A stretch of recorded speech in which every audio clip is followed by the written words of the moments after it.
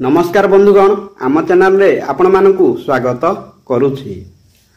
भगवान श्रीकृष्ण महाभारत युद्ध रे काहींकी युद्ध कले नाही, सेथिपई से पार्थर सारथी रहिले।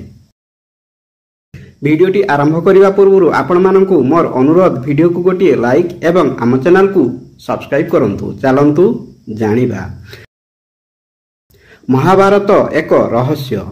महाभारत अज्ञात कहानी। महाभारत रे भगवान श्रीकृष्ण पांडवों को समर्थन करथिले।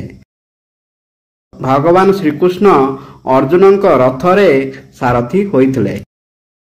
किंतु प्रश्न आपणक मन को आसे कि जेतेबेले भगवान कृष्ण महाभारत युद्ध को किछि क्षण रे समाप्त करि पारि थांते, सेतेबेले से काहींकी युद्ध कले नाही। आसंतु जानिबा महाभारतर एही रहस्यर प्रश्न। जेतेबेले आपण महाभारत युद्धर चित्र देखिथिबे, भगवान श्रीकृष्ण निश्चित भावरे रथ उपरे पाइथिबे। वास्तव रे महाभारतर महान युद्ध पूर्वरु मध्य श्रीकृष्ण कहिथिले जे से महाभारतर महान युद्ध रे अस्त्र उठाइबे नाही किंबा युद्ध करिबे नाही। महाभारत युद्ध समय रे अनेक प्रतिकूल परिस्थिति सृष्टि होइथिला, किंतु श्रीकृष्ण स्थिर रहिले एवं तांकर सुदर्शन चक्र व्यवहार कले नाही किंबा से काहा सहित युद्ध कले नाही।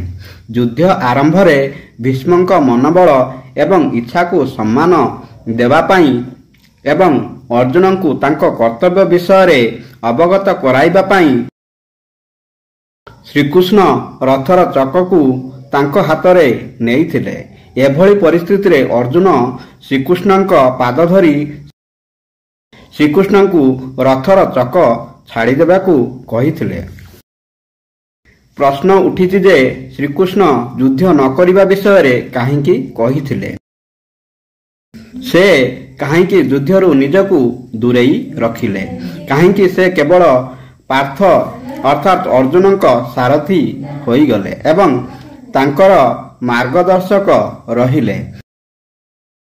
आसंतु जानिबा यही रहस्यर प्रश्नर उत्तर।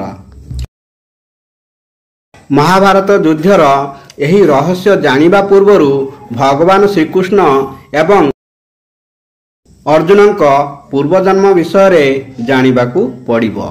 पुराण अनुजाई भगवान श्रीकृष्ण तांको पूर्वजन्म रे नारायण थिले एवं अर्जुन जने पुरुष जे बद्रिकाश्रम अर्थात बद्रीनाथ रे नर एवं नारायण पर्वत उपरे तपस्या करिथिले। उभय नारायण एवं नर भगवान विष्णु द्वारा जन्म होइथिले। कारण सेही समय रे दंभोद्भव सूर्य भगवान को पाखरे भक्त होई शरण नेइथिले। सूर्य भगवान को निकट रे तपस्या करिथिले एवं तांकठारु 1000 बाहु मागिथिले। एही बाहु सहित एक शर्त मध्य थिला जे 1000 वर्षर तपस्या परे जे केही एही बाहु को भांगी पारिबे एवं जे याकू भांगिबो से निजे ही मरिबो। एही बर पाइबा परे दंभोद्भव निजको अमर बोली विवेचना कले। तापरे देवता एवं मनुष्य मानकू निर्यातना देउथिले। दंभोद्भव नर एवं नारायण को एक युद्ध पई चैलेंज करिथिले। तापरे नारायण को सह दंभोद्भव युद्ध करिथिले एवं 1000 वर्षर युद्ध परे शेषरे नारायण सेही असुरर प्रथम बाहु भांगिथिले, किंतु बाहु भांगिबा सहित से निजे मध्य मरीगले। तापरे नर तांकू महामृत्युंजय मंत्र सहित पुनः जीवंत करी दंभोद्भवଙ୍କ सह युद्ध आरंभ कले। यही युद्ध मध्य 1000 वर्ष पर्यंत चलीथिला एवं नर असुरर द्वितीय बाहु को भांगी देइथिले। यही समय रे नारायण 1000 वर्षर तपस्या समाप्त करिथिले एवं दंभोद्भव सहित युद्ध आरंभ कले। ଏହିପରି ଗୋଟିଏ ପରେ ଗୋଟିଏ ଯୁଦ୍ଧ କରୁଥିବା ବେଳେ ନରନାରାୟଣ ଅସୁର ଦମ୍ଭୋଦ୍ଭବଙ୍କର 999 ବାହୁ ଭାଙ୍ଗିଥିଲେ। ଯେତେବେଳେ ଶେଷ ବାହୁ ରହିଥିଲା, ରାକ୍ଷସ ସୂର୍ଯ୍ୟଦେବଙ୍କ ପଛରେ ଲୁଚି ରହିଲା। ତାଙ୍କ ନିକଟରେ ଆଶ୍ରୟ ନେଇଥିବାରୁ ଭକ୍ତଙ୍କୁ ସୂର୍ଯ୍ୟଦେବ ନରନାରାୟଣଙ୍କ ଠାରୁ ଉଦ୍ଧାର କରିଥିଲେ, କିନ୍ତୁ ନିଜକୁ ନରନାରାୟଣଙ୍କ ଅଭିଶାପରୁ ରକ୍ଷା କରିପାରିଲେ ନାହିଁ। ନରନାରାୟଣ ସୂର୍ଯ୍ୟଦେବଙ୍କୁ କହିଥିଲେ ଯେ ତୁମର ଏହି ଭକ୍ତ ଦ୍ୱାପର ଯୁଗରେ ତୁମଠାରୁ ଜନ୍ମ ହେବ ଏବଂ ତାପରେ ତୁମ ପୁଅର ମୃତ୍ୟୁରେ ଶୋକ କରିବାକୁ ପଡ଼ିବ। ସୂର୍ଯ୍ୟ ଭଗବାନଙ୍କ ସେହି ଦମ୍ଭୋଦ୍ଭବ ଭକ୍ତ ଦ୍ୱାପରରେ କର୍ଣ୍ଣ ହୋଇଥିଲେ, ଯିଏ ସୂର୍ଯ୍ୟଙ୍କଠାରୁ କବଚ କୁଣ୍ଡଳ ସହ ଜନ୍ମ ହୋଇଥିଲେ। ଏହିପରି ନର 1000 ବର୍ଷର ତପସ୍ୟା ସମାପ୍ତ କରିଥିଲେ ଏବଂ ଦମ୍ଭୋଦ୍ଭବଙ୍କ ସହିତ ଅନ୍ତିମ ଯୁଦ୍ଧ କରିବା ତାଙ୍କର ପର୍ଯ୍ୟାୟ ଥିଲା। ସେଥିପାଇଁ ଶ୍ରୀକୃଷ୍ଣ ଅର୍ଜୁନଙ୍କୁ କହିଥିଲେ ଯେ ମହାଭାରତରେ ଏହି ଯୁଦ୍ଧ ହେଉଛି ତୁମର ଯୁଦ୍ଧ। ତୁମେ ନିଜେ ଏହି ଯୁଦ୍ଧ ସହିତ ଲଢ଼ିବାକୁ ପଡ଼ିବ। ଏହି ଯୁଦ୍ଧରେ ମୁଁ କେବଳ ଜଣେ ଗାଇଡ୍ ହୋଇପାରେ। ଏହି ଯୁଦ୍ଧରେ ଜିତିବା ଦ୍ୱାରା ଆପଣ ଖ୍ୟାତି ଅର୍ଜନ କରିବେ ଏବଂ ପାର୍ଥିବ ସୁଖ ଉପଭୋଗ କରିବେ।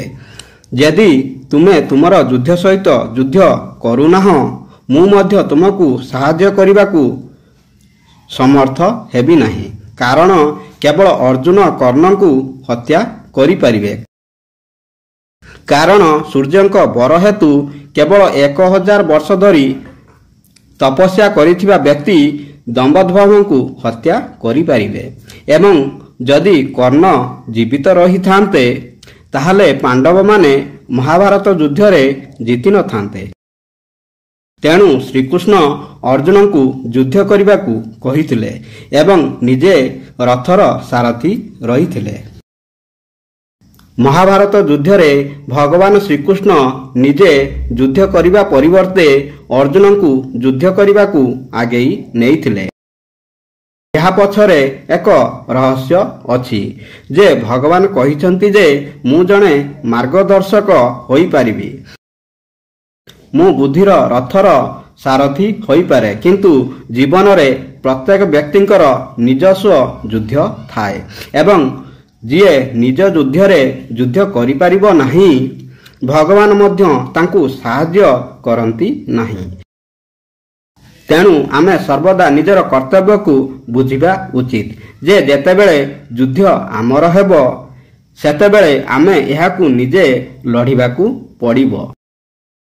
ଏଥିପାଇଁ ଭଗବାନ ଆସିବେ ନାହିଁ ଏବଂ ଆମ ତରଫରୁ ଯୁଦ୍ଧ କରିବେ ନାହିଁ। ଯଦି ତୁମେ ସତ୍ୟ ପାଇଁ ଲଢ଼େଇ କରୁଛ, ତେବେ ଭଗବାନ ତୁମର ସାରଥୀ ହୋଇଯିବେ ଏବଂ ଯଦି ତୁମେ ଅସତ୍ୟ ପାଇଁ ଲଢ଼ିବ, ତେବେ ସେ ତୁମର ସାରଥୀ ହେବେ ନାହିଁ ଏବଂ କୌରବଙ୍କ ପରି ବିନାଶ ନିଶ୍ଚିତ ହେବ। ବନ୍ଧୁଗଣ, ଭିଡ଼ିଓଟି ଭଲ ଲାଗିଲେ ଭିଡ଼ିଓକୁ ଗୋଟିଏ ଲାଇକ୍ ଏବଂ ଆମ ଚ୍ୟାନେଲକୁ ସବସ୍କ୍ରାଇବ୍ କରିବାକୁ ଭୁଲିବେନି। ଧନ୍ୟବାଦ। ଜୟ ଶ୍ରୀକୃଷ୍ଣ।